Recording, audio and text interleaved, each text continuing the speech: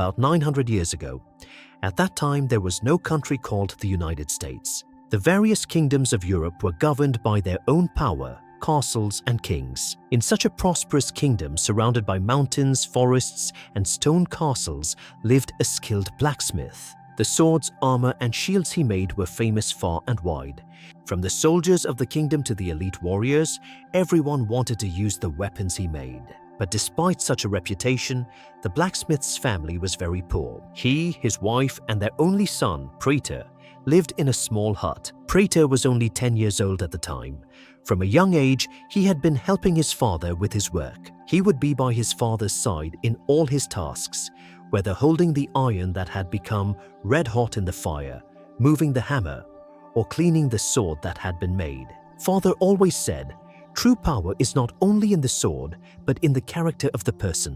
The king and his only daughter, Princess Urraca, lived in the same kingdom. He was kind, curious, and interested in learning about the lives of ordinary people. One day, while leaving the palace to see the lives of ordinary people, he met the Praetor. At first, the two just got to know each other, but then gradually friendship developed. They would meet whenever they had the opportunity in the palace gardens, the green fields by the river, and the forest paths. Sometimes they would talk, sometimes they would run, and sometimes they would talk about their dreams. Even though Urraca was a princess, she never looked down on the Praetor, and the Praetor never looked down on her as a person, not for her royal identity. Years passed. The two little friends began to grow up. Friendship eventually turned into deep love, but their relationship did not remain secret for long. One day the king found out everything. The king became furious. For him it was a question of the honor of the royal family. It was his firm belief that the son of an ordinary blacksmith could never be the life partner of a princess. Without listening to anything, he ordered the arrest of the Praetor. The soldiers captured the Praetor and imprisoned him in a dark prison. Urraca made many requests to her father. She cried, tried to explain that there is no class of love, but the king did not change his decision. Day after day, the Praetor began to spend his days in prison in pain. One late night, Urraca came to the prison secretly, covering her face. She brought some fruits with her. Her eyes became wet when she saw the Praetor. He said, "I have not forgotten you. No matter how many obstacles come, my heart belongs only to you." The Praetor replied with a soft smile, "Your love has kept me alive." But happiness was not in their destiny. After a few days, the king, for political reasons, forcibly arranged Urraca's marriage to a powerful prince. She was forced to accept the marriage, citing the interests of the kingdom. Urraca entered a new life hiding her tears, but there was no love in that world.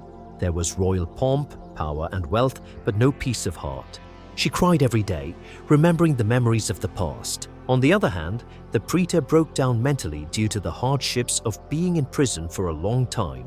Even after being released, she was no longer the same as before. She would wander around alone, talking incoherently. The villagers thought she was almost crazy. A few years later, the king fell ill and died. According to the law of the land, Urraca sat on the throne as the new queen. Even though the crown was placed on her head, her heart remained empty. Even after becoming queen, she never forgot Praetor. One night, she dressed in ordinary clothes and secretly went out with the trusted guard.